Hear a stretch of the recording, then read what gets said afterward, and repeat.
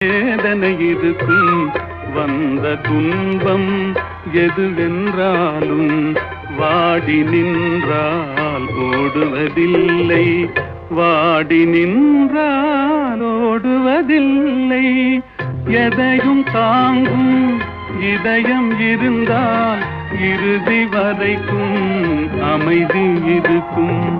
மயக்கமா கலக்கமா மனதிலே குழப்பமா வாழ்க்கையில் நடுக்கமா.